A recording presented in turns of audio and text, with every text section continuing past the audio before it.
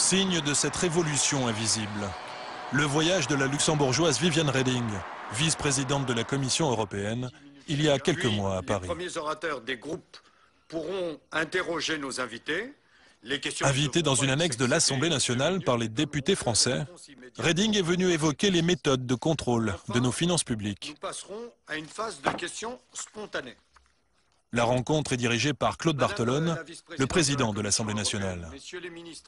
Sont présents Pierre Moscovici, ministre de l'économie, et Bernard Cazeneuve, alors en charge des affaires européennes. La parole est maintenant à Madame Viviane Reding, vice-présidente de la Commission européenne. Devant tout ce beau monde, la commissaire européenne va être très claire. Selon elle, si l'Europe veut exister et sortir de la crise, les nations doivent obéir à Bruxelles.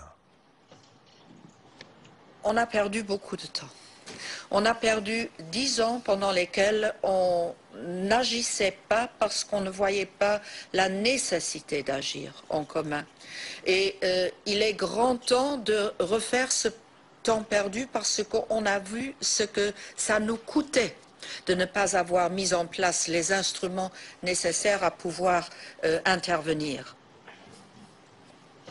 Il faut lentement mais sûrement comprendre qu'il n'y a plus de politique intérieure nationale. Il n'y a plus que des politiques européennes qui sont partagées dans une souveraineté commune. And now I'm a freelance.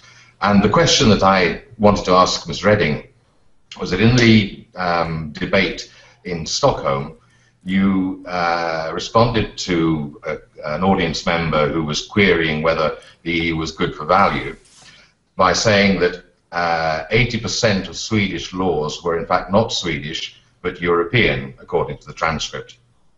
And I was wondering whether, is this true across all the EU, or do the Swedes get special treatment?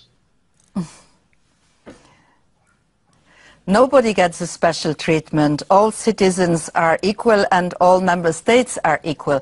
But yes, I do not know if it is now 80% or if it is 75%. The truth is that most laws which are applied and executed, implemented at national level, are based on European laws, directives, which then have to be translated into national laws. So the biggest part of the legislation which is applied in a given member state, in one of the 28, is decided by the European Parliament in co-decision with the Council of European Ministers.